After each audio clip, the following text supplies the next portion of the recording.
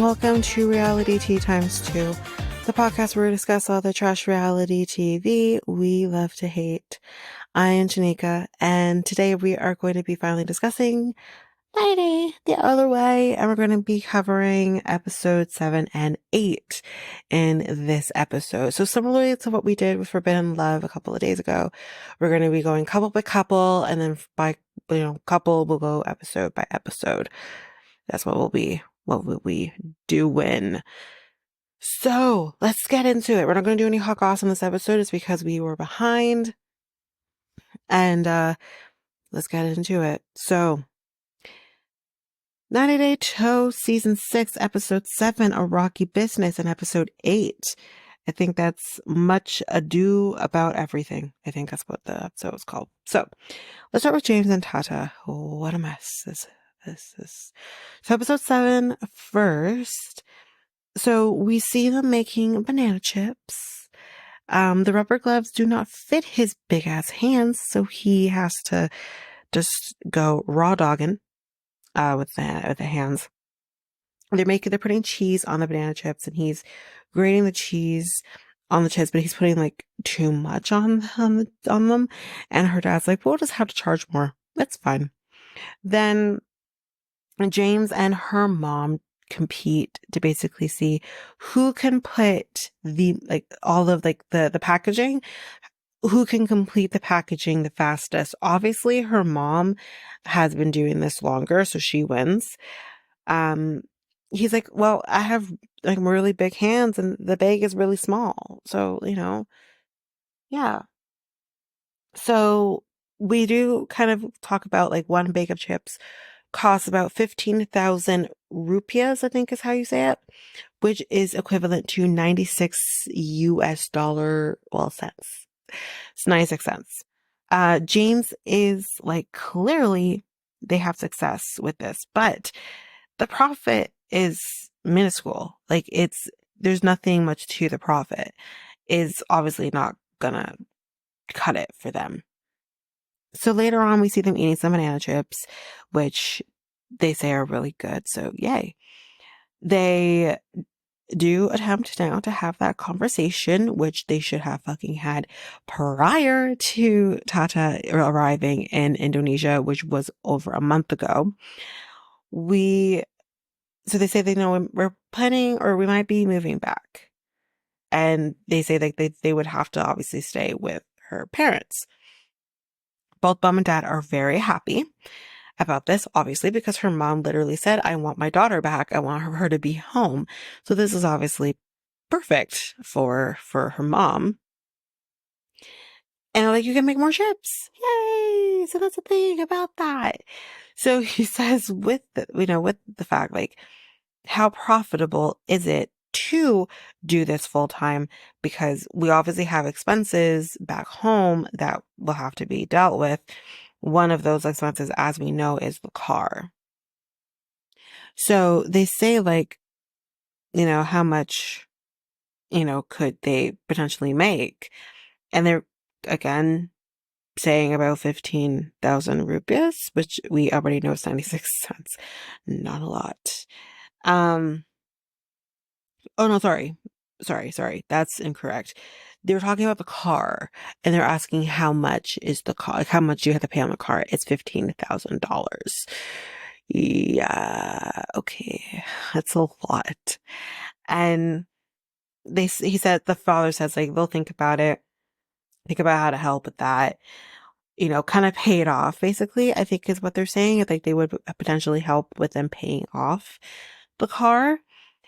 But James doesn't want to be a burden on them. He doesn't want them to pay. He just wants to be sure that he can make enough to cover their expenses there in Indonesia, but also cover the expenses back home. I mean, you should have fucking tried to sell that fucking car. Or do what Statler was going to do. Sell it to a used car dealership or something. Anyway. Dad says, like, "Listen, kids are our responsibility, to take care of. So we'll pay it off. But with us paying it off, you're now then going to be forbidden to get more debt." And James is like, Okay, in hindsight, I'm agreeable to that, but honestly, like, I can't say for sure whether or not I might need to another loan or whatever. Like, I gotta survive. And I think again, that's a very westernized way of thinking is, well, if I don't have the money, I can get a credit card or I can get a loan from the bank or whatever. I'll have something I can fall back on. Um, but that's maybe it is not typical in other countries. So her dad says, like, listen though, if you owe the bank controls you. Damn right, data tata, you're so correct. And yeah, anyway. Um James says, like, you need to kind of pitch in here, Tata. Like, you need to pitch in here. Now, I'm gonna point all of this out because she bugs the fuck out of me. I'm at the point where I I can't with her anymore. I can't with either of them for different reasons, but this, you're maybe I'm incorrect and I'm taking this incorrectly, but I feel like she was kind of gaslighting him a little bit. So let's go back and let's talk about this. So she says to him in this moment, well, I'm translating what they're saying, I'm translating what you're saying, so I can't really pitch in. And he says, I have nothing more to say. I have nothing more to say. You take what you need to say and you tell them. You tell them. Like, obviously, maybe you guys can, debrief later what you may have said to your parents, but like, he's literally saying, I'm done talking, so you can pitch in. Okay. Now let's remember here. Okay. Did say to them that they're staying. Okay. She's the one who said it. But prior to them coming and doing the banana chips, when they were doing the shopping and stuff, she literally said to him, well, you're going to tell them, right? The fuck you say? So you expect him to tell his parents he's ditching on them and their business. And then you also expect him to tell your parents. Let's remember this. She told him, I want you to tell them that we're moving here. Okay. Let's remember that. So yeah, she ends up getting frustrated with him in this moment because she basically is, and I'm not disparaging this, but she feels very overwhelmed in translating for both parties and then also having to translate it in her head as well. And then on top of that, you then expect her to pitch in and say something. I understand all of that. But when he literally says to you, go ahead for it, I'll shut up so you can have the conversation that you need to have with them. So you don't have to worry about me. Here's the other thing that I thought about. You can use like a Google Translate so that the Google Translate can at least, especially in this situation where you're both as a married couple trying to have this conversation with her parents, you couldn't have something speaking for you and Google Translate could have done that for you. And then they can at least talk to you through that. So that way Tata can have her faculties in place and have the conversation that she needs to have from her standpoint. And maybe at the very least might have to translate for you. But then again, she wouldn't have to. You would have Google Translate there in front of you to do it for you. What the fuck? Literally and truly, what the fuck? Like, I feel like this could have been in an email. But nonetheless, here we are. So yeah, she kind of says to her parents, I feel like I have been a burden on you my whole life. What? Okay. She's young. She's like, what, 26, 27? I'm confused. And here's why I'm confused. Because you were a child. Children are burdens on their parents. This is how it is. That is a thing that at least a good parent knows that they're getting themselves into. That at least financially, emotionally, all of those things, they are going to be expected to take care of the child. And ma'am, your parents had 5 others prior to you, so I'm just saying they've been doing this a minute. But nonetheless, it just seems like a huge leap from I'm struggling to put my own thoughts in here and then also translate for everybody else to I've been a burden on you my whole life. What? It's we're just leapfrogging. And she says like I'm coming home and giving you more problems, I'm married now, like I shouldn't be doing this. Then like her dad said, so okay, before that, sorry. She starts breaking the fuck down. Like breaking the fuck down now. And yeah, she's just like, she's having a panic attack. Is what it looks like. Or some form, maybe not necessarily a panic attack, or she's having an anxiety attack to some degree. And I'm just like, on the one hand, I feel for her. On the other hand, how did we get here? How did we get here?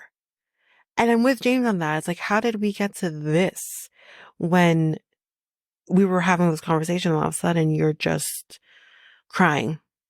Why are you crying? So, I mean, I think she's a little bit unstable. And that's okay. We're all a little bit unstable. A little bit unstable. It's fine. But it's just, how did we get here? Anyway, I then even ask further, how did we get here? Because her dad's like, kiss her feet, kiss your mother's feet, or sit down. Let her kiss your feet. What? You would think like kissing of the feet would be like you did something horrific, My girl's just having a panic attack, over the situation. And you're like, kiss her feet? Uh, what? No. And James is just standing there being like, I mean, we have the joy of having translation, subtitles come up. He didn't have that. And he's just like, what the fuck? He's literally like, what's happening? I don't know what's happening.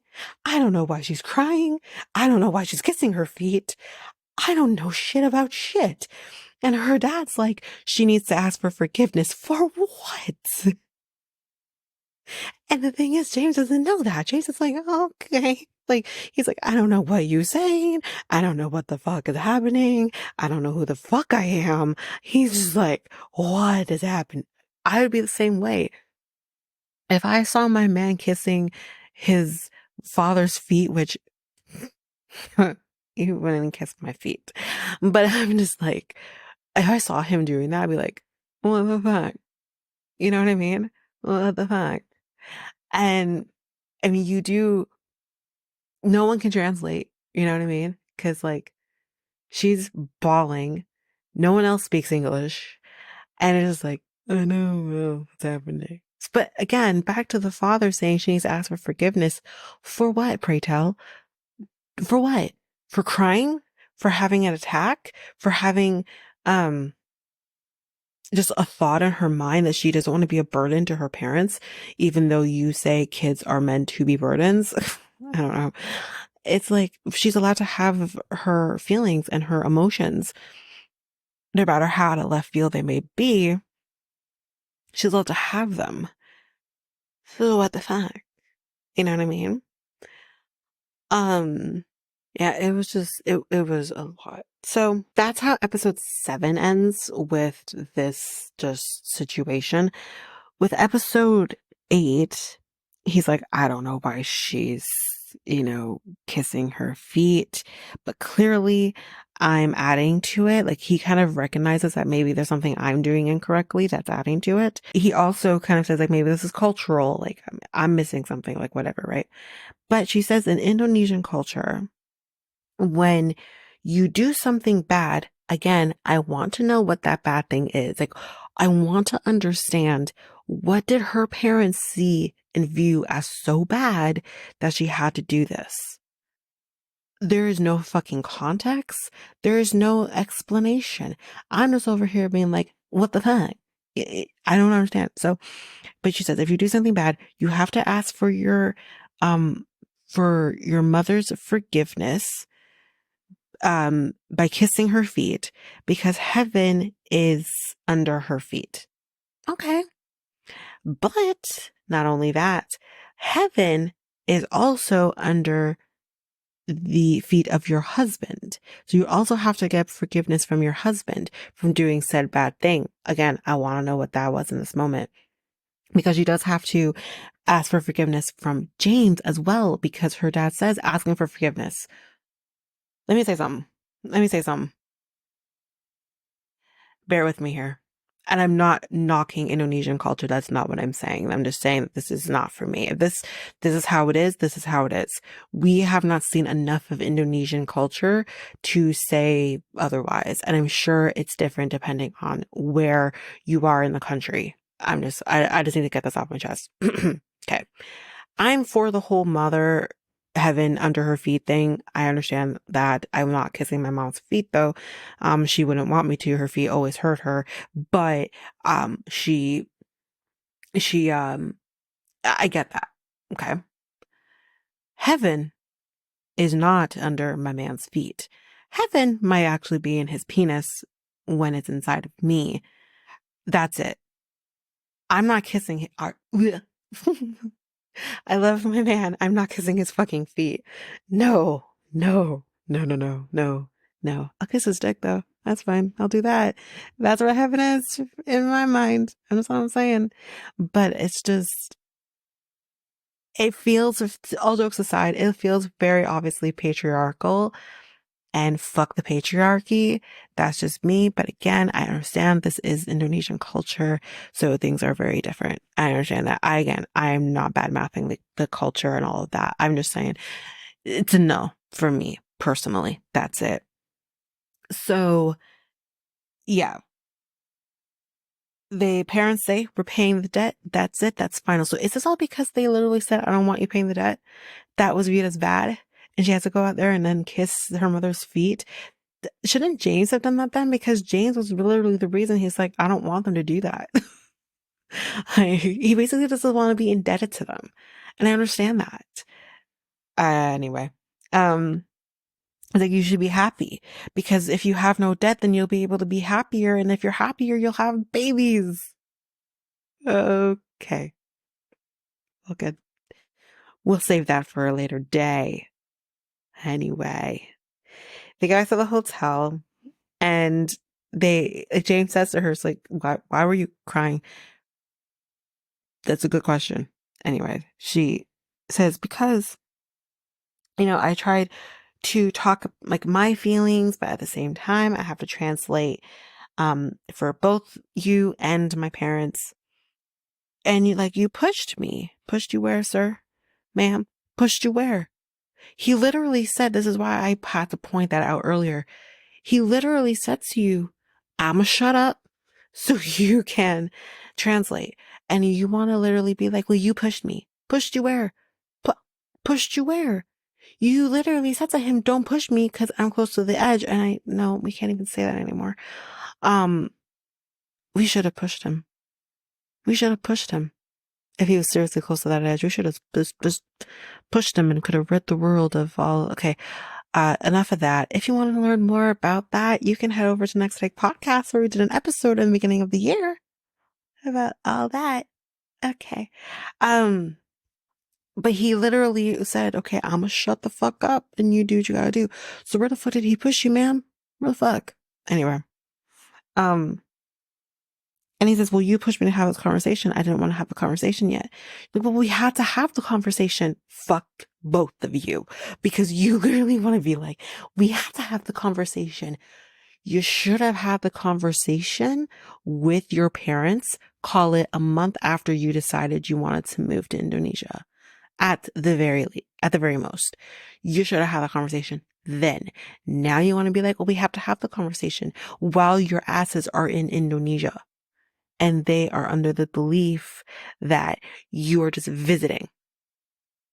What the fuck? I can't. And he said, but you wanted me to be the one to have that conversation with them. And she's like, no, ma'am, ma'am. Okay. Literally earlier that day prior to banana chip making, you literally fucking told him that you're going to have this conversation with them and I'll translate for you. What the fuck? What the fuck? And the gaslighting award goes to Tata. Like, I, I feel like I'm going crazy and I'm not the one in the relationship. Ma'am, I can't. And she's like, I started the conversation. I told them that we're staying here. You want a fucking medal? You want a fucking medal for doing the bare minimum? Okay. So, and she's like, you didn't give me like the chance to think. I had to translate double. I mean, I get that. I don't get that because I speak one language. But I get it. And but the one thing I have to say here is like when she's kind of talking to him and like, kind of doing the sassafras with her head and everything, I was like, girl, your fucking attitude is neither wanted nor necessary. Not enough with the bullshit. You two can't even communicate with each other, which is bad enough. But you think like the communication level would be horrible among the two of you, not necessarily with everybody else, but damn, guys, you can take the fucking cake. You guys can't communicate with anyone in your fucking life. No one. You have this fool telling her friend that he don't want babies with her, and the way she finds out is through her friend. Months later, you find that out. He doesn't tell you about Jojo, poor Jojo, not being able to come to fucking Indonesia because rabies. And shit, right? And you guys can't talk to each other. By the way, then you also don't tell him, well, we don't get paid for banana chip making because family. I wonder if that shit would have flown with his parents being like, oh, we're not going to pay you for putting your life in your hands and going out there and fixing elevators because family. I mean, anyway, okay. So he's like, we didn't talk out the plan. She's like, what's the plan? What's the plan? That's a good fucking question. The most honest answer question that I've heard thus far because y'all don't have a fucking plan. You're just winging it and seeing where the chips fall. And she says like, the plan is that they're going to pay the debt. The plan is that now. You did not plan for the plan prior to coming to Indonesia. What if her parents said, well, fuck, you're out of luck. I don't tell you because banana chips ain't gonna do shit for you. It's 96 cents US. You can't even buy a pack of gum with 96 cents. You can't even buy a worm, one single candy worm for 96 cents. You know what I mean? Like, what? And he has to have $700 a month to pay for this vehicle that he's not even fucking driving? Y'all didn't think shit through. You really didn't. You're just out here being like, oh, well, like, yay, Indonesia, which is fine, whatever. Yay, because like I am sick and I don't want to then find somewhere else in the fucking States to go live that can give you the benefits of Indonesia. If you're homesick and you miss your family, that's fine. Go visit them. But you clearly cannot live. Okay, let's continue, guys, because I will keep ranting about these freaking people, and we've been ranting about them for almost 30 minutes. So let's continue. Um, but she's like, yeah, they agree that they'll help us, and he's like, but I don't want that. And he says, like, I just needed to know what was going on. I just thought like it wasn't things were being discussed that needed to be discussed. And she's like, um, you pushed me. And he's like, no, I didn't. And again, I agree with him. No, he didn't. He didn't push you. You felt pushed. You felt backed into a corner because you did that to your damn self. And he did that also by not communicating with people. Like, they're both an absolute shit show. And she's like, I fucking, did that or whatever the fuck she said. And he's like, oh, so we're cussing now? Okay.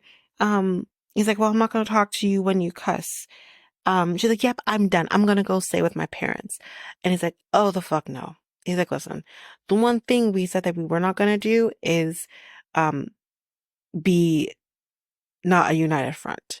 He's like, you're gonna leave your husband here in a country all by myself. Like, you're gonna be in the hotel. You're gonna be fine. But yeah, he's like, you're gonna leave me here all by myself while you go and run off to your parents. What good would that have done? Because your parents, your dad literally have made you get forgiveness from your husband because heaven's under his feet, apparently. And he's probably gonna make you do the same thing again because clearly the kissing of the feet of your mama didn't help.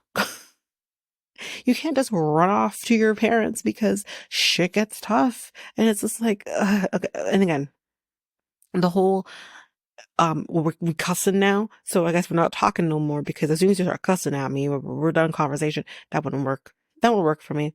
I mean, my boyfriend doesn't cuss at me, but sometimes when he pushes me in the wrong way, I'm not like calling him names or anything like that. But sometimes you want to throw in a cuss word in there because it's like, you're fucking annoying. What's he gonna do? Say the same shit? He make him try it. If he said the same shit to me, but oh, we're gonna have done the conversation now because you're cussing at me. I'm like, uh, okay, okay. Well then, guess we ain't talking no more then. What? It feels like a control thing, and I didn't like it. But anyway, but even though he's like, um, you're cussing now, so I'm gonna stop talking to you now. He's like, you're gonna leave me here by myself. Well, that's just fucked up. And it's like, wait a minute. So you can cuss, but she can't? Okay. Sounds about right. Um, he's like, if this is going to affect our marriage, it's not worth it. I don't, um, I don't want to see us kind of go through this and whatever. He's like, I just don't want to see what I saw tonight. They do make up. They're fine. But she says, listen, I'm a little bit worried because the fact that he's only been here for 48 hours and he's already talking about taking us back home. Yeah, I don't want to go back to the States. Oh, you might not have a choice if he can't make money.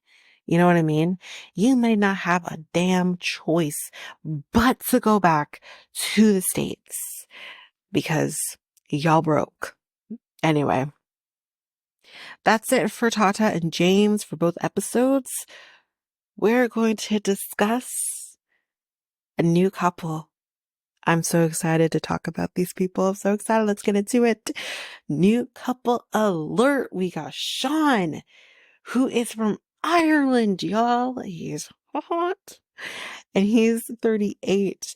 And we have Joanne, who's 43 from Long Island, New York. New York. Okay. That's actually a family in Long Island as well. So yeah, let's get into it. So we see him boxing, and I wrote again, he's hot. Listen, I don't know what's going on in the UK. I don't know what's in the water in UK, but y'all need to fuck off, okay? Like, what is happening? Oh man, poor men are hot. It's just what it is. Anyways, so he says that he's not far from Dublin where he lives. I can't remember where he's from. And whatever the hell he said, it didn't, however he said it versus how it was spelt didn't compute in my brain. So we'll leave it there. So he's like, I'm not your typical Irishman. I don't drink. Whoa. Enough said, y'all. Enough said. That right there, when you're like, I'm not a typical Irishman, I don't drink. You're right, sir. You're not typical. What do you do during St. Patty's Day? You just go to the gym? I mean, that's fine. I'm okay with that. But I'm just saying, cool. There's actually Irishmen who don't drink. I feel like he's like the only one. But anyways, and he's like, I like MILFs. I like MILFs that say coffee. because she's from New York, she has an accent, right? And she's like, so I've been told I have an accent. I don't think I have an accent, but apparently I do. Ma'am, you have an accent. You have an accent. You're an Italian in New York. You have an accent. And I love nothing more than that New York Again, I have family in New York. My cousins in particular are born in New York. They don't have that New York accent. It's slight, but they don't have like that typical New York accent.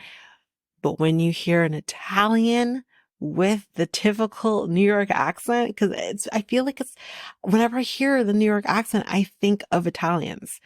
It's just, I love it more. Give me more. But yes, you do. Coffee. So she has two sons. She has Joey, who's 18, and Jesse, who's 12. She's like, I got married at 18. Didn't last.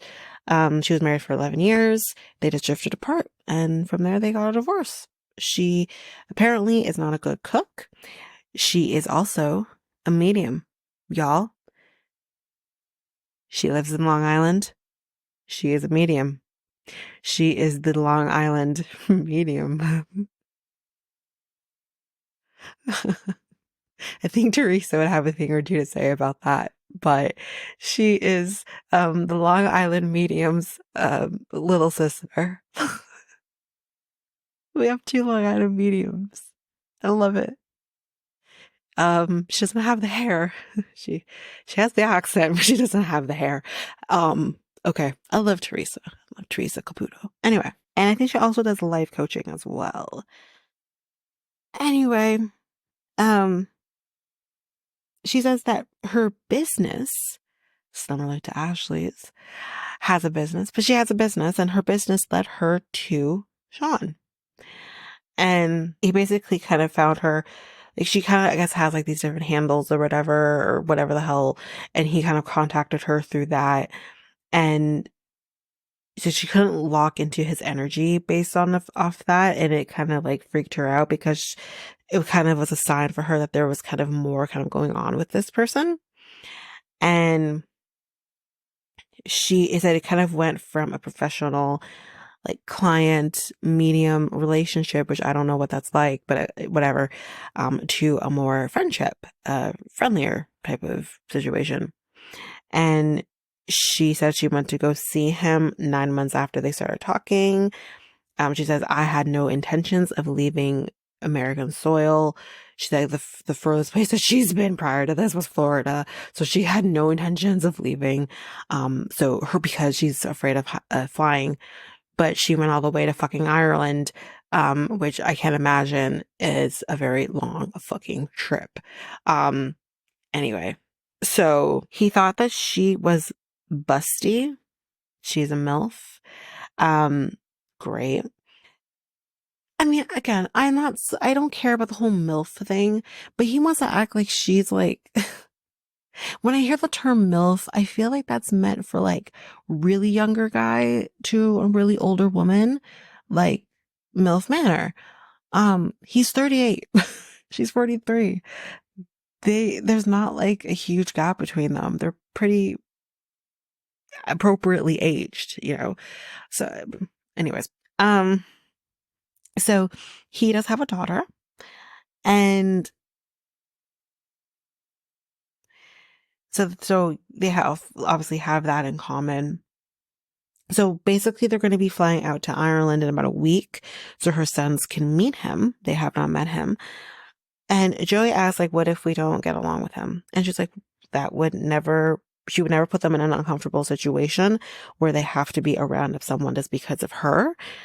She's like, he is a significant person in my life. I hope y'all can kind of get along. And she does want to move to Ireland, but due to the custody arrangement with her and her ex-husband, she wouldn't be able to live there permanently because she wouldn't be able to bring her boys with her. I mean, her oldest is 18. Like, he can make a decision whether or not he wants to move with her or not, but whatever. So basically what she's kind of hoping to do is live in Ireland for a month and then 2 weeks in New York. She's going to do the Shekinah. That's exhausting. It's fucking exhausting. I don't know if I could do that. Um, so no one knows that she is planning this move yet. And trust me, that's not the only fucking thing they don't know. Um, she says if they're not okay with it, then she'd have to come up with a plan B, even though she does not have a plan B at the moment. So we see her doing a video call with him. He is nervous to meet the boys, which is understandable. And it's here that we find out that these two lovebirds got married and have been married for 2 years, and no one knows. No one on his side, no one on her side for 2 years. What the fuck?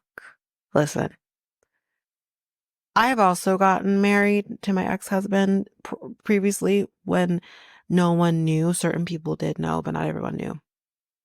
And, but that didn't last. Eventually people knew. And it was maybe a few months at the most. Not 2 years. It would never have been 2 years. That's insanity. And you're a grown ass woman. Oh my God. So it was during her third trip that they got married. And she decided to not announce it until that they were ready. It's been 2 years though. When are you going to be ready? Sorry if you can hear my bird in the background. He's been hyped up. So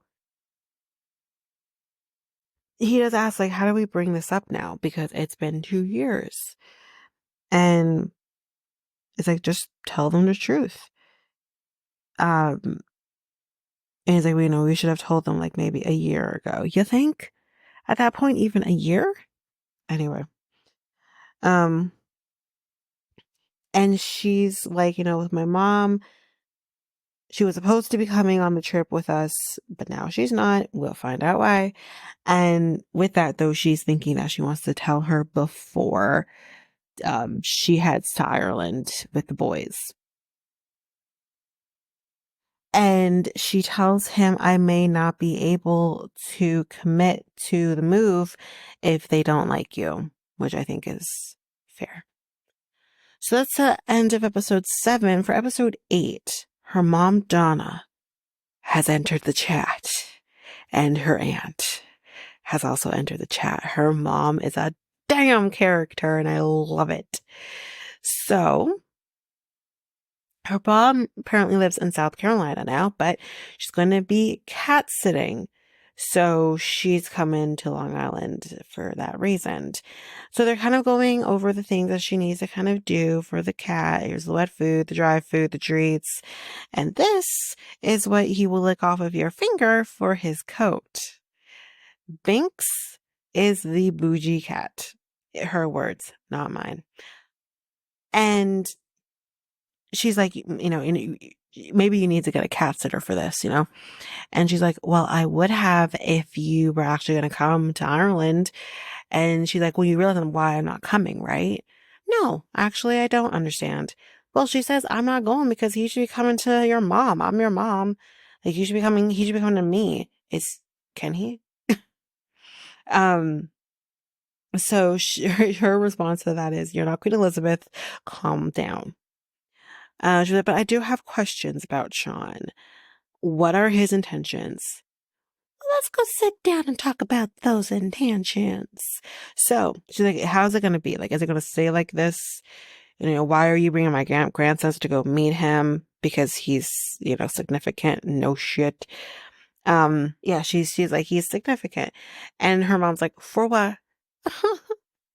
And she's like, listen, y'all, I am 43 years old, but I am still scared of my mother. No joke. So she says, well, the thing is, we're married. And her mom is like, so what now? She looks over her sister. She's like, you knew? Instantly, she's like, you fucking knew. He didn't fucking tell me. Because apparently, like, she's very close with her aunt. And she's like, no, I didn't know. And she's like, no, no, no, no, when? And she's like, 2 years ago. She's like, who does that? Like, you don't know him. And she's like, I do know him. Actually, you don't know him. But she's like, I do know him. And she's like, I'm your mother. And she's like, um, she's like, can I get a word in? Can I get a word in? And her mom, I mean, I don't think it was a response to her saying, can I get a word in? But it was perfect timing. She's like, hell no, no. She's like, people do elope all the time. But her aunt coming in with the facts here says, but people tell people once they've done it. You didn't even tell your mother. You know, you should have asked, or you should have said that you were going to do this, um, for, you say you were going to do this like for yourselves. And she's, her aunt, well, it's her sister, but her aunt says, okay, like deep breaths, deep breaths. And her mom, Donna, without a fucking, just in it, she's like, there are no deep breaths here. There are none. Okay. There are fucking none. And, she's like, does his mother know? No. Not even his mother knows. Shit. But no, she says no, his mother doesn't know. And she's like, I should have known, you know? We, she's like, we didn't tell anyone. She's like, I'm not just anyone, I'm your mother. I'm gonna love doing this accent. Give me a minute. Okay. Um, listen, we probably don't get Donna for very long, so let me live. But, I was like, you could have done it. And you could have told people so that they could have, given you guys good luck. Not that I would have given you good luck. I would have said, jackass, you married a stranger. Oh, fuck. Oh, man. I love her mom. Her mom's the best. It's like, do your sons know? And she says no. They will know when we tell them when we get to Ireland. And she's like, well, you tell me everything. And her response to that is, I do. I just didn't tell you I was married. Then you don't tell her everything. What are you talking about? And she's like, I've had your back through everything in life. And she's like, yeah, but when you've been through things that I've been through, you just kind of want to put the gas pedal to the metal or whatever the fuck that term is and just go at it, right? And we learn here that Joanne has been through shit. So we find out that about 15 years ago, her doctors found an aneurysm. I think it was near her heart or on her heart. I can't remember. And when they went in and looked to assess the situation, they found more. So with this, she ended up having to have open heart surgery. And she was told that if she did not get that surgery when she did, that she would have been dead in 2 weeks. She would have already been a mom to a 3-year-old at the time. This is so sad. So, and she does kind of say like, the plan in terms of moving and everything like that. And she says, okay, so then if you don't, if the kids don't want to go or don't like him and don't want you to go, you're not going to go. And she's like, no. She's like, okay. She's literally going to go to them and be like, don't like him. Don't like him. Don't like him. It's fine. You don't have to like him. If you do like him, just tell me that you don't like him. I mean, I wouldn't do that, but I'm just saying. Anyway, that's it for them. Let's quickly talk Corona and Ingi. There's not a whole lot with them really and truly throughout all of this. But he gets up really quiet, and he comes back with this like thing to slap her ass with, and he's like, bulla, bulla, bulla, bulla, bulla. And she's like, the fuck? And he's like, I can't remember the term he used, bulla, I can't remember. It's Monday. It's Monday. And she's like, so you're smacking my buns? He's like, yeah. So it's basically a Christian holiday that is done kind of leading up to Easter. So it's kind of like, I guess it's kind of like Easter? Lent? I don't know. I guess it's maybe the end of Lent. I'm not sure. Corona gets to do it to him too, the bula bula bula bula. And she's like, Iceland, God. Iceland is such a weird place. So they're gonna go get some buns because that's what you do on Bun Day. And these buns looked fucking fantastic. He basically says that it's water dough buns filled with cream and jam. Yum. So she ends up seeing that she got the results from her nursing exam. It's going to be kind of the deciding factor for whether or not she stays in Iceland or not. And she's like, if I didn't pass, like, I won't be able to stay. So she checks the results and she has passed. And now kind of the next steps is that she needs to get her nursing license in Iceland and then also go to midwifery school or try to get into midwifery in Iceland. And she's like, all of this is a really big deal for her. She got into Penn, as we know, on her 4th try. And she says that usually with Penn that they only ever accept 10 to 15 out of like 15,000 applicants. And you're going to Iceland and you got accepted on your 4th fucking try? Are you stupid? Yes. The answer is yes. So, she's like, 5 years ago, if I was told that I would be leaving to move to Iceland for this white guy, like, I would have, like, punched myself in the face. How is he supposed to take that? And why does it have to be about him being white? Would you have done it if it was a black man? You know what I mean? Like, that's weird. It's very weird. She always has to take these moments to pinpoint the race. The elephant, I guess, quote unquote, in the room. It's not necessary always. But anyways. But he suggests, like, how about taking the semester off and then going to Penn next semester? And she's like, no. And I mean, I think that's a reasonable thing. You got into one of the top schools and it's competitive as fuck and you're turning it down for dick. Okay. So she kind of says, I kind of like shielded you from some stuff. I call it soft partnering. And it's I just don't want you kind of running for the hills. And she tells him that I have wanted to just kind of like bite your head off, like a praying mantis, but haven't, and he's like, oh, fuck, the fuck? And like, I don't do that because I'm soft partnering, meaning that I'm being soft with you for your sake and for mine as well. Uh, he's like, well, if you pop off, I'll just try to make you laugh. And she's like, stone cold, stone faced. She's just like, that would be a mistake. And she's like, okay, well, I warned you. It's all I can do. I will continue to soft partner you. But there's only so much soft partnering that I can do.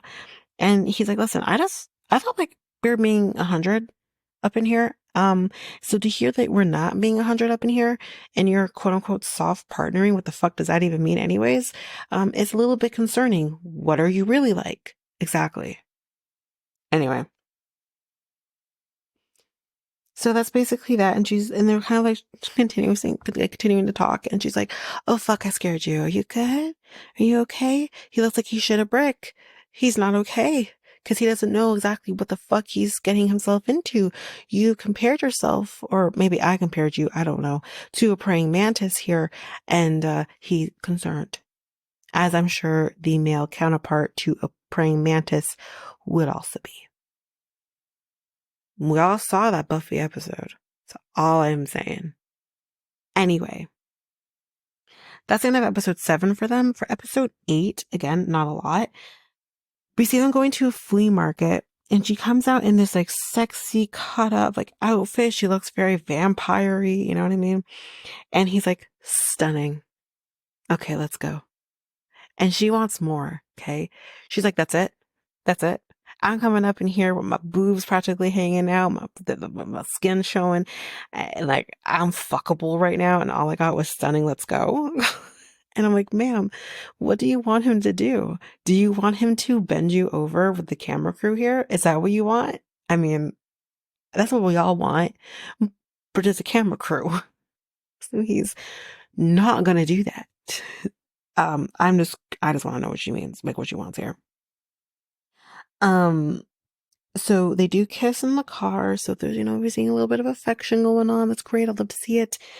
And he tells her that he loves her. Okay, Ingi. So they go to, um, kind of have, like peruse like a little store that they compare to like a granny's house. And they're kind of have some snacks. And with the snack that they're going to have, they're going to be taking a shot afterwards as well to chase the fuck down. Y'all, this snack is fermented shark. I don't fucking think so. I wouldn't even eat shark normally. I have a thing about eating animals that could have potentially like kill me and eat me. I mean, everyone has the potential to kill you. Technically, I guess pigs would have killed me and eat me too.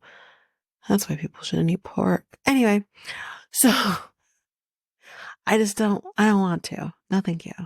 But this is fermented. And he just explains the fermenting process of said shark. So what basically happens is it gets buried. Okay. That's the first step. And then, like all the acid evaporates from it. And then the meat is then processed, hung up for another couple of months, and voila, you have your fermented shark. It sounds horrific. So she is kind of getting turned off by the shark. She doesn't even know it's shark yet at this point, but she does find out shark. And he's like, okay, fine, we're gonna do this. And she takes the shark and he tells her, don't smell. She's like, the fuck you say? How do I not smell what I'm about to put in my mouth? Don't smell it. If someone says don't smell it, but then he wants you to then proceed to put it in your mouth, I don't fucking think so. I mean, kudos to her for doing it, even if it didn't go well. Kudos to her. But she's better than me, because I wouldn't. Mm-mm. And she's like, it's jiggly, it's firm, and it smells like death. Definitely something I'm not putting in my mouth. And it's like, well, it's good for you. She's like, the fuck you say? No, it's not. So she says to the guy, the clerk here that gave the shark, she's like, do you got something else that's not fermented? Shark. He's like, yeah. She's like, great. So she's going to be seeing his family soon. And she's, so what do I need to know? Like, give me kind of a lowdown on your dad. Dad was born in 1940. So he literally, his dad is older than my grandparents. Or I think she said born in the either born in 1940 or born in the 1940s. But if he was born in 1940, his dad is older than my grandparents. Mom is conservative. She was a daughter of a priest. So, wait, what? That just hit me. Wait a minute. A daughter of a priest? Are all priests allowed to fuck and have families? Because where I'm from, my thought process is priests aren't allowed to fuck and have families because God himself didn't fuck and have families. I'm not well. Cause whoa. Okay. She's like, well, let's hope that they like me. And she's like, do they know any other black people? And he's like, no, no. And she's like, what if they don't like me because I'm black? But what if it's not even so much about that? But what if they just don't like me? And, they don't like my clothing. I only have so much modest clothing. I can tell you this right now. They are not going to like you if you wear that. I'm just saying. I'm just stating facts here. That's it. Anyway, that's it for them. you know what? We're almost done. So we're just going to finish this up. And I'll split this in the middle once I figure this out. So, Dempsey and Statler. So, they do get to the place where they need to. So, this is episode 7, by the way. We do get to the place where they're going to be picking up the van. And she's like, Sarah Dempsey's like, so I didn't mean to tell you to fuck off. I'm just so excited and I kind of wanted you to be too. And Statler kind of explains, like, I was overwhelmed and yeah, I apologize too. But then here comes dude with the van and she's like, I'm so surprised that these little tires can fit that big van. But it's actually quite nice. The van is really nice inside. She's like, Statler, she's like, I think I can live here. I think I can do it. And they pack up the van and we're on our way. So that's episode 7. Episode 8, she's like, we can go anywhere with our home. One of them said it. I can't remember who said it. And they do arrive at their first campsite. So they're kind of doing the water in the tank. And she's like, okay, I'm going to try to hook up the electric. But, we're going to have a little bit of interest with the electric. But before we get to the electric, I have to say here, Statler, my girl, you thought just turning on the faucet brings you water. You did not realize that a water tank is in that process. She's never heard of a water tank, y'all. She's never heard of a water tank. She just figured if she turns the faucet on that the water just shows the fuck up. What the fuck? What the fuck? What do you mean? Even an apartment building has a fucking water tank or 2 or 3. You know what I mean? What the fuck? Has she never been inside a house? Usually those water tanks are exposed. Like you can see, like our water tank is exposed. You can see it. The only reason my grandparents' water tank wasn't exposed is because my grandfather did like an enclosure so that you can't see like the furnace, the water tank and all that. And like the AC unit. My girl just thought like, oh, the AC unit's technically outside, so it's the furnace and the water tank. My girl just literally thought that it just happens. Okay. So anyways, so then they're working on the electric. She doesn't know how to work the electric. It's fucking cold. It's England after all. And Desi doesn't know how to do it. She doesn't want to start touching buttons and fucking shit up. So she, does call the previous owner of the van and he tells them how to work it. She's like, help me. I don't know what I'm doing. He said, you click this, that, bada bing, bada boom. We got heat working. We're happy. Yay. And that's basically it for episode 8 for them. Like, there's not a lot for Dempsey and Statler. We had them for 2 episodes. Last but not least, we have James and Lily. We only had them on episode 8. So it's only been a few days, y'all. I'm like, that's it? I feel like y'all been there for like a month. So we meet her sister, Wen. I think it's Wen? Yuan? Whatever.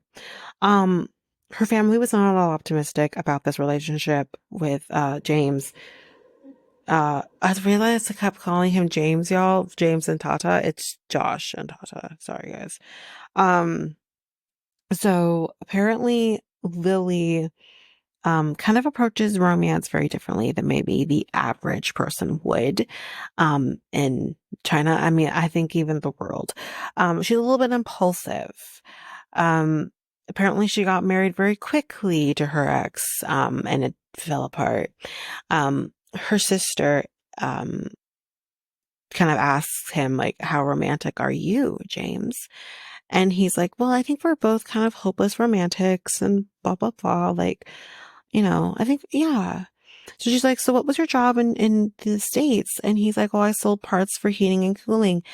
I think if you said HVAC, they still know what that is. Let's continue. So, but he's like, here I can't work, as we know. And he's like, it's not really my choice. Whatever. He's like, we both knew that I couldn't work. But I had to do what I had to do so that I, could be with her. I had to quit my job. And he's like, I'm going to contribute in other ways. Cooking, gardening, cleaning. Like, he's gonna at least be contributing, not be a lump on a log. He's like, I'm here mainly because I love her. But her sister still has doubts, because I think we all would. But again, if you have an issue with the rules that are in place in China, take that up with your government, because I think 5 years is excessive. I think it is a discouraging factor for people living in China. Maybe that's why they do it. You know what? That's exactly why they do it, because China's overpopulated. So yeah, but I think like it is what it is. What else can you do? They're married. So yeah. But that's it for this episode of The Other Way. We definitely spent a lot of time on our beginning couples and kind of flew through the others. But yeah, that's it for this episode of The Other Way. So if you like what you heard, please rate, review the podcast on either Apple Podcasts or Spotify. Also, don't forget that you can also share us with everyone in your life if you really love this. And I do want to read those reviews. I'm definitely getting 5-star ratings, but I want to read those reviews. So send me those reviews and I will read those 4 and 5-star reviews on the podcast. Also, we're on every one of your favorite podcast apps. Every one of them, including, you can find us on YouTube at Reality Tea Times 2. If you want to connect with us, you can do so by going to either Facebook or Instagram at Reality Tea Times 2. You can also find us on Twitter, TikTok, Reddit at Reality Tea Times 2 Pod. We also have our email, which is at realityteatimes2 at hotmail.com. Definitely want to hear from you guys. And we also have our new website where you can listen to all of these episodes. You can review the podcast on there as well. You can connect with me in any way, all the stuff. It's all there, and you can find me there at www.realityteatimes2, all spelled out, .podpage.io. It's there. And don't forget, I also have my other podcast with my friend Mikkel, Next Take Podcast, where we talk about all kinds of different topics. But you can find us on any of your favorite podcast apps over there as well. Or you can also go to YouTube, and you go to Next Take Podcast, as well as our website, which is solo.to/Next Take Podcast. So yeah, there's that, and that's basically that. And again, don't forget, if all of this information is overwhelming, we do have all of the links, everything in our show notes. But that is it for now, guys. Thanks. Bye.